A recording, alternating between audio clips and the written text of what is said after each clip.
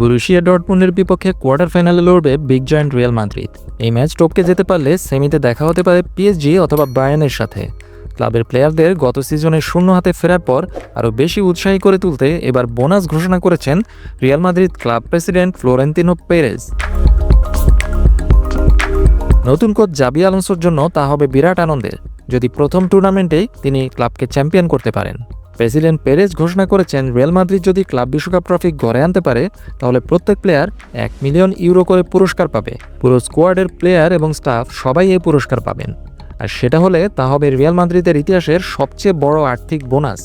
ইতিমধ্যে যে জয়গুলো পেয়েছে রিয়াল মাদ্রিদ এই টুর্নামেন্টে তাতে এখন পর্যন্ত তারা 55.5 মিলিয়ন ইউরো প্রাইজ মানি পেয়ে গেছে, আর যদি বাকি ম্যাচগুলো খেলে টুর্নামেন্টে চ্যাম্পিয়ন হয় তাহলে পাবে আরও 56 মিলিয়ন ইউরো। সেখান থেকেই স্কোয়াডের সবাইকে পুরস্কার দেবেন ফ্লোরেন্তিনো পেরেজ, তাই টাকার কোনো সমস্যা হবে না।